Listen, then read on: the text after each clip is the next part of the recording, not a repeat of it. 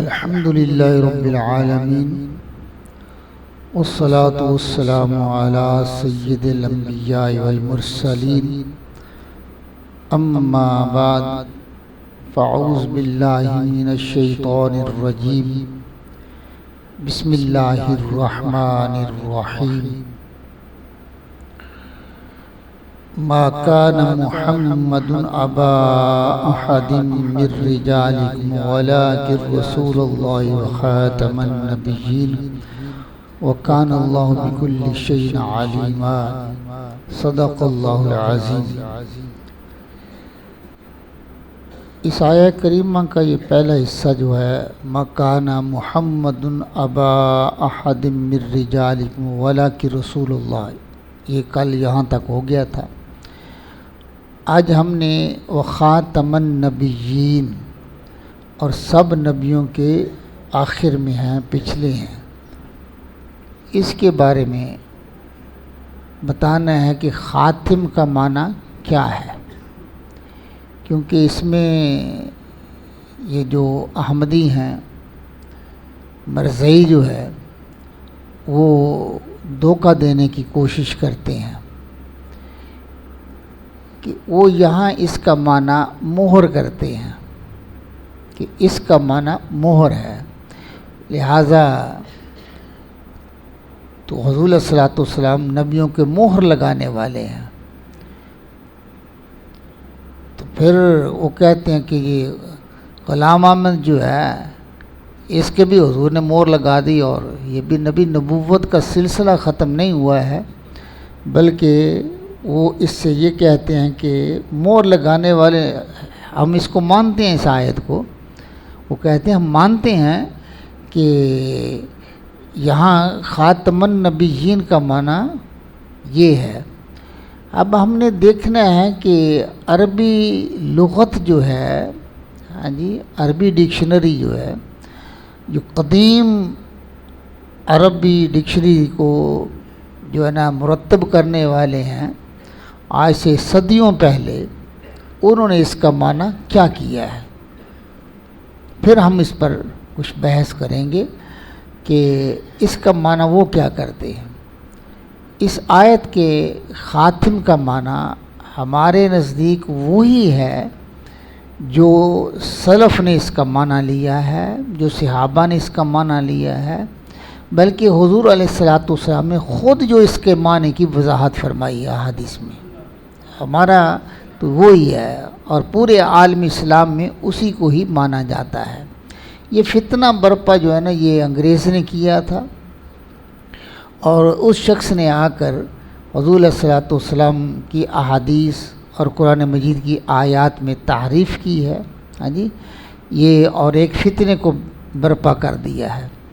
اس آیت میں خاتمن کا جو معنی ہے لیا گیا ہے، اہل لغت نے اس کا یہی معنی لکھا ہے۔ اس وقت جو ہے ہم جو کتاب الصحاح للجوہری اور لسان العرب، یہ معروف اور سب سے جسے اتھینٹک کہتے ہیں نا، یعنی جو مانی جاتی ہیں عربی لغت کے اندر، یہ سب سے بڑی مقبول یہ لغت ہے عرب کی، اور اس میں دیکھتے ہیں کہ انہوں نے اس کا معنی کیا لیا، اس کی تحقیق کیا کی ہے۔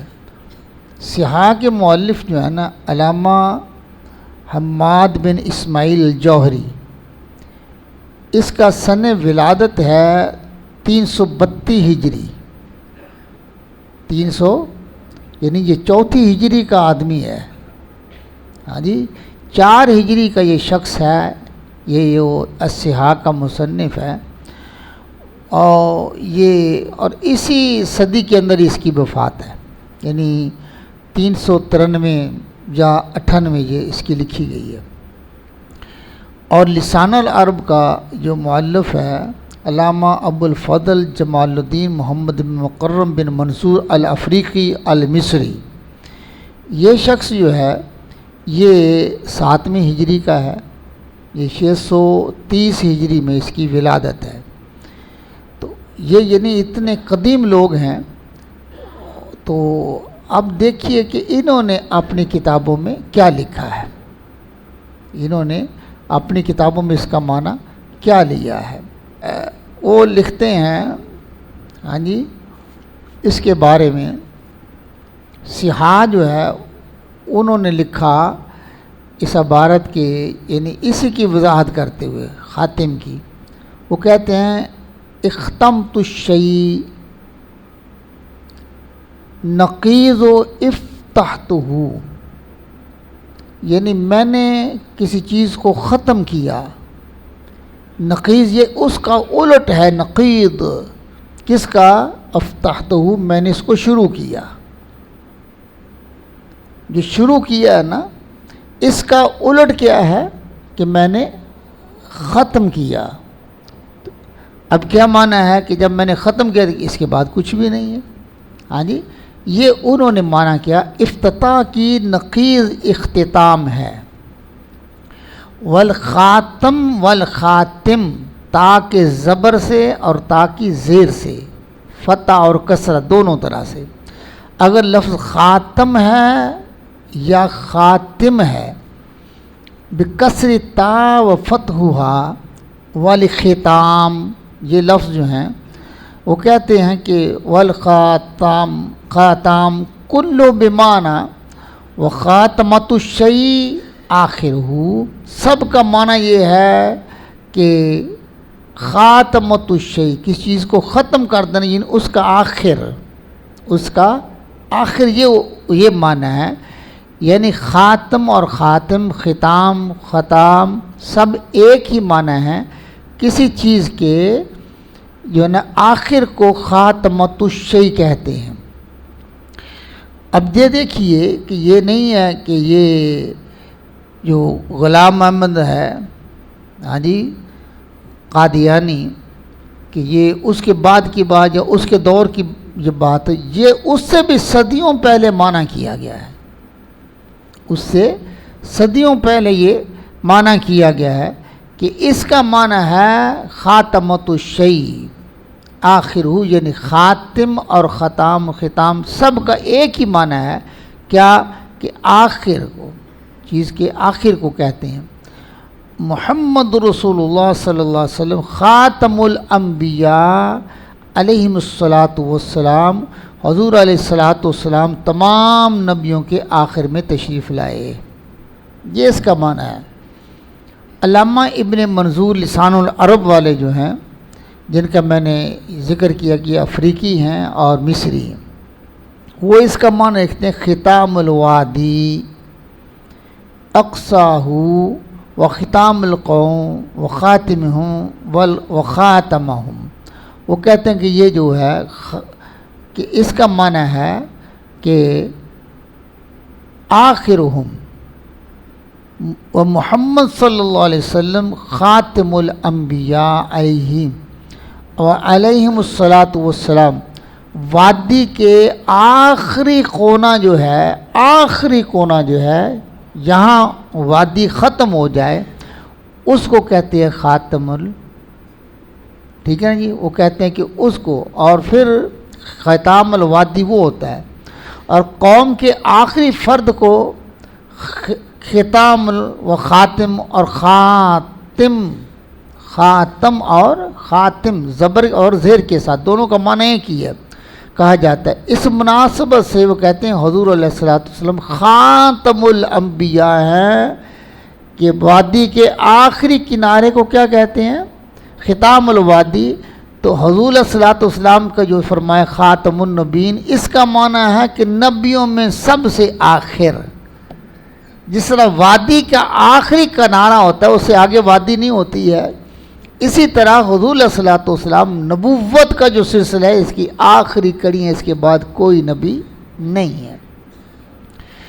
انہوں نے اس کا یہ معنی لکھا ہے، اور پھر لسان العرب نے التہذیب کے حوالے سے لکھا والخاتم والخاتم من اسماء النبی صلی اللہ علیہ وسلم، یہ خاتم اور خاتم یہ دونوں اللہ کے نبی کے نام ہیں، ان کے ناموں کے ساتھ استعمال ہوتا ہے، یعنی فی التنزیل والعزی ولکن رسول اللہ وخاتم النبیین ای آخرہم ومن اسماء العاقب ایدن معنہ آخر، حضور کا عاقب معنی بھی ہے، اور عاقب کا معنی کیا ہے؟ آخری، اس کا معنی کیا ہے؟ آخری۔ تو یہ کیا ہے؟ یہ حضور کے نام ہیں خاتم، اور خاتم اس کا معنی یہ ہے کہ حضور سب سے آخری نبی ہیں اور آپ کے بعد کوئی نبی نہیں آئے گا۔ قرآن مجید میں ہے وَلَكِنْ رسول اللہ وخاتم النبیین، یعنی سب نبیوں سے پیچھے آنے والا۔ اور حضور کے اسماء میں سے العاقب بھی ہے، جیسے میں نے بتایا، اس کا معنی آخر الانبیاء، تمام نبیوں میں آخر۔ اب یہ ہے ان کے اس معنی کے بعد خاتم کی تا پر زبر یا زیر، اس کا معنی آخری ہے۔ اس معنی کی تائید کے لیے اہل لغت نے ایک دوسری آیت سے بھی استدلال کیا ہے، وَخِتَامُهُ مِسْک، یہ آیت کریم ہے وَخِتَامُهُ مِسْک، یعنی آخرہ مسک، یعنی اہل لغت جو ہیں، اہل جنت جو ہیں، جو انہیں مشروب پلایا جائے گا نا جنت میں، جنت میں جو انہیں مشروب پلایا جائے گا، اس کے آخر میں انہیں کستوری کی خوشبو آگی۔ وَخِتَامُهُ مسک، جب وہ پی چکیں گے نا، ہاں جی، اور پینے کے بعد ان کو آخر میں وَخِتَامُهُ مسک، انہیں کستوری کی اس کی خوشبو آئے گی۔ وہ کہتے ہیں اس کا معنی یہ ہے۔ اب وہ فرماتے ہیں یہ جو ختم نبوت کے منکر ہیں، وہ کہتے ہیں کہ انہوں نے اپنی کتابوں میں یہ لکھا بھی ہے کہ سب کا مراد یہ ہے کہ بلکہ اس کا دوسرا معنی مراد ہے۔ وہ یہ معنی بھی ان لغت کی کتابوں میں موجود ہے۔ وہ کہتے ہیں یہ بھی تو معنی ہے نا، آپ نے جو نکالا یہ تو ٹھیک ہے۔ انہیں لغت کی کتابوں میں یہ معنی بھی لکھا ہوا ہے۔ کون کہتے ہیں؟ احمدی، مرزئی، مرزے کو ماننے والے، وہ کہتے ہیں کہ یہ معنی بھی تو وہاں ہے۔ کیا؟ وہ کہتے ہیں کہ انہوں نے بھی حوالہ دیا کہ دیکھیے، وہ کہتے ہیں کہ ہم اس معنی کو مانتے ہیں، ٹھیک ہے، اس میں کوئی شک نہیں ہے کہ یہ معنی جو آپ نے بیان کیا ہے کہ خاتم، اور خاتم کا معنی آخری ہوتا ہے، لیکن خاتم کا معنی مہر بھی تو ہے نا، مہر لگانا، خاتم کا معنی مہر لگانے والا بھی تو ہے نا، یہ بھی تو معنی بنتا ہے کہ حضور صلی اللہ علیہ وسلم انبیاء پر مہر لگانے والے ہیں۔ وہ اس کا معنی یہ کرتے ہیں، جس پر حضور صلی اللہ علیہ وسلم مہر لگا دی وہ نبوت کے شرف سے مشرف ہو گیا، اور جس پر مہر نہ لگائی وہ نبوت کے منصب پر فائز نہیں ہو سکتا۔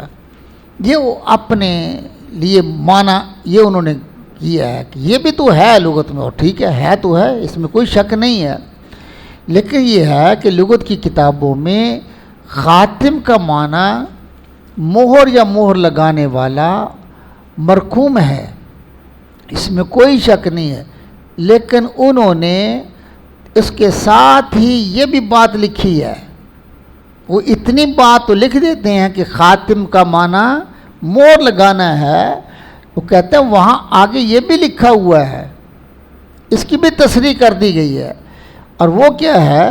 وہ کہتے ہیں کہ اس کا دوسرا خاتم النبیین، یہ بھی انہوں نے لکھا ہے، خاتم النبیین کا معنی آخری نبی ہیں، آخر النبیین یہ بھی لکھا ہوا وہاں۔ یہاں فقط یہ معنی مراد لینا، یہ لوگ اگر اسی پر ہیں کہ خاتم ہی اس کا معنی مہر لگانا ہی ہے، تو بات تب بھی ان کی نہیں بنتی ہے، بات ان کی پھر بھی نہیں بنتی ہے، وہ پھر بھی پکڑے جاتے ہیں کہ دیکھیے، وہ سمجھتے ہیں کہ جس طرح یہ مہر ہوتی ہے اس زمانے میں لگتی ہے کاغذ کے اوپر، ہاں جی، حالانکہ اس وقت یہ مہر نہیں تھی، اس زمانے میں یہ مہر نہیں تھی۔ وہاں مہر کیا ہوتی تھی کہ کسی چیز کو اس طرح سے لپیٹا جاتا تھا، لپیٹنے کے بعد اس کو سیل، جیسے کہتے ہیں سیل کرتے، سرے مہر کرنا، کہ سیل لگا دی جاتی تھی، مہر لگا دی جاتی تھی اس کے اوپر، اور اس کا معنی کیا تھا کہ اب اس کو کوئی کھول نہیں سکتا، کوئی اس میں اور چیز داخل نہیں کر سکتا ہے. ہاں جی اگر داخل کرے گا تو پکڑا جائے گا. تو پہلے بادشاہ جو تھے وہ اس طرح سے اپنی مہر ثبت کرتے تھے کہ اس کو اس طرح سے اس نامہ جو لکھا جاتا تھا اس کو لپیٹتے تھے اور اس کے اوپر وہ سیل والی مہر لگا دیتے تھے. اس کا معنی کہ اب اس کو کوئی کھول نہیں سکتا. اگر کھولے گا تو مہر ٹوٹ جائے گی، مہر ٹوٹ گئی تو پکڑا جائے گا. ہاں جی اگر یہی معنی لینا ہے تو حضور علیہ الصلوۃ والسلام خاتم الانبیاء مہر لگانے والے ہیں. تو حضور نے تو نبوت کے سلسلے کو آ کے آخر میں مہر لگا دی ہے، مہر لگا دی ہے. جب آپ نے مہر لگا دی ہے اب جو اس مہر کو کھولے گا وہ پکڑا جائے گا، وہ پکڑا جائے گا اور وہ چور تصور ہوگا. اور جب چور تصور ہوگا تو اس کو سزا ہوگی. اس لیے ان قادیانیوں کو انہوں نے مہر کو توڑا ہے اور پکڑے گئے ہیں، اللہ کی بارگاہ میں بھی پکڑے گئے ہیں. اب یہ دوزخ سے بچ نہیں سکتے. ہاں جی یہ معنی بھی ٹھیک نہیں ہے. اب دیکھیے لسان العرب میں ختمہ یختم، وہ کہتے ہیں ان کا معنی لکھا ختمن ختامن تبہ، اس کو مہر لگانا. فہو مختوم، جس پر مہر لگا دے اس کو مختوم کہتے ہیں. مختم شدد للمبالغہ، مبالغہ کے لیے تشدید کے ساتھ شد کے ساتھ ہے. مختم تا پر شد ہے، یعنی ختم کا معنی مہر لگانا، اور جس پر مہر لگائی جائے اس کو وہ کہتے ہیں مختوم کہتے ہیں. اور مبالغہ کے طور پر مختم یہ بولا جاتا ہے. وہ کہتے ہیں اس کے بعد لکھتے ہیں کہ معنی ختمہ تبع فی اللغہ واحدہ. یہ جو ختم ہے اور تبع یہ دو معنی، دو عربی زبان کے لفظ استعمال ہوتے ہیں مہر کے لیے. وہ دونوں کہتے ہیں دونوں کا معنی جو ہے لغت کے اندر ایک ہی ہے، دونوں کا معنی ایک ہی ہے. اور وہ کہتے ہیں وہ تغطیۃ علی الشیء والاستساق، وہ کہتے ہیں اس کا معنی ہے من ان لا يدخل شیء کما قال جل وعلا ام علی قلوبہم اقفالها. کہتے ہیں کہ اس دونوں کا معنی ایک ہی ہے. اور یہ کیا ہے کہ کسی چیز کو لپیٹ کر، تغطیۃ شیء کس چیز کو، ہاں جی لپیٹ کر، اور پھر کیا ہے کہ اس طرح سے لپیٹا جائے کہ پھر اس کے اندر کوئی چیز داخل نہ ہو. وہ کہتے ہیں یہ ہے اس کا معنی. اللہ تعالیٰ نے جیسے ارشاد فرمایا ہے وَعَلَىٰ قُلُوبِ أَقْفَالُهَا، ان کے دلوں پر اللہ نے تالے لگا دیے ہیں. اب ان کے دلوں کے اندر کیا معنی ہے کہ ایمان داخل نہیں ہو سکتا ہے. اسی طرح اگر خاتم کا معنی آپ نے یہی کرنا ہے مہر، تو پھر بھی بات نہیں بنے گی. اس کا معنی یہ ہے کہ اللہ تعالیٰ کے محبوب نے مہر لگا دی ہے، اور مہر ایسی لگائی ہے کہ اب اس کے اندر کوئی چیز داخل نہیں ہو سکتی. نبوت کا سلسلہ بالکل ختم کر دیا ہے. ہاں جی اب اس مہر کو کوئی توڑ نہیں سکتا ہے. یہ انہوں نے کہا کہ یہ اس کا معنی ہے. اب دیکھیے کہ یہ معنی کرنے کے بعد کہ اس کا معنی ہے خاتم اور ختام، مہر لگانا ہے. تو مہر سے بھی بات ان کی نہیں بنی ہے. ہاں جی یہ لوگوں کو دھوکہ دیتے ہیں اور سادہ لوگ جو ہے وہ اس سے پھنس جاتے ہیں. بات یہ ہے کہ اس کا معنی کوئی نہیں ہے سوائے اس کے. اور عالم اسلام کے اندر ہاں جی 14 صدیوں سے یہی معنی چلا آ رہا ہے. صحابہ نے بھی اس کا معنی یہی لیا ہے، اور تابعین بھی نے بھی اس کا معنی یہی کیا ہے، اور دوسرے جو اس کے بعد علماء جو ہیں محدثین ہاں جی مفسرین آنے والے، ان سب نے اس کا معنی یہی کیا ہے کہ اس کا معنی آخری ہے. ہاں جی اور ہم کیسے ان کے پیچھے چلے جاتے ہیں؟ اس کا سبب یہی ہے کہ ہم علماء سے دور رہتے ہیں. ہم علماء سے دور رہتے ہیں، اور جس کے پاس علم نہیں ہے جس کے پاس اتنا وقت نہیں ہے کہ علماء سے اس کا معنی پوچھ بھی سکے، ہاں جی، اس کے لیے یہ ہے کہ وہ ان کی صحبتوں میں نہ بیٹھے، ان کے پاس نہ جائے، گمراہ ہو جائے گا۔ ہاں جی، اس کی گمراہی سے بچنے کے لیے اپنے ایمان کا سودا جو کرنا ہے، اس سے بہتر نہیں ہے کہ آپ اس سے برے کے پاس بیٹھے ہی نہ، بری صحبت کو اختیار ہی نہ کریں۔ جب یہ متفقہ طور پر کافر قرار دے دیے گئے ہیں کہ کافر ہیں، ہاں جی، منافق بھی ہیں، کافر بھی ہیں اور مرتد بھی ہیں، اور ان کے ارتداد میں کوئی شک بھی نہیں ہے، بلکہ جو حضور صلی اللہ علیہ وسلم کی ختم نبوت کے بارے میں شک میں پڑ گیا وہ بھی کافر ہو جاتا ہے، وہ بھی کافر ہو جائے گا۔ تو شکوک کی وادی میں جانا کیوں ہے؟ کیوں نہیں آپ حق پرستوں کی وادی میں رہتے؟ کیوں ان کے پاس جب بیٹھتے ہیں؟ ہاں جی، اللہ کے رسول نے منع کیا ہے، اور حضور صلی اللہ علیہ وسلم کے دور میں ہی ایسے فتنے اٹھے ہیں، اور صحابہ میں سب سے پہلے جو خلیفہ ہیں حضرت ابوبکر صدیق رضی اللہ تعالیٰ عنہ، انہوں نے سب کو چھوڑ دیا، سب معاملوں کو، سب سے پہلے اس فتنے کو ختم کیا تھا، سب سے پہلے اس فتنے کو ختم کیا تھا۔ اللہ سے دعا ہے اللہ تعالیٰ ہم سب کو سمجھنے کی توفیق عطا فرمائے۔ وآخر دعوانا الحمدللہ رب العالمین۔ الحمدللہ رب العالمین والصلاة والسلام علی سید الانبیاء والمرسلین۔ ربنا آتنا فی الدنیا حسنۃ وفی الآخرۃ حسنۃ وقنا عذاب النار وادخلنا الجنة مع الابرار یا عزیز یا غفار یا رب العالمین۔ مولا کریم اپنے محبوب علیہ الصلوۃ والسلام کے صدقے سے ہم سب کے عقیدے کو درست فرما، ہمارے عقیدوں کی حفاظت فرما، یا اللہ اپنے محبوب کی محبت کی دولت عطا فرما۔ ہماری زندگیاں بھی ختم نبوت پر ہوں، ہماری موت بھی ختم نبوت کے عقیدے پر آئے۔ مولا اپنے محبوب علیہ السلام کے صدقے سے بد عقیدہ لوگوں سے محفوظ فرما، ان کے پاس بیٹھنے سے محفوظ فرما، اچھی صحبتیں عطا فرما، ہم سب کی بخشش و مغفرت فرما، ہمارے والدین مشائخ اساتذہ کی بخشش و مغفرت فرما، ان کے درجات کو بلند فرما، میرے آقا کی ساری امت کی خیر فرما۔ صلی اللہ تعالی علی حبیبہ سیدنا و مولانا محمد وعلی آلہ و صحبہ اجمعین۔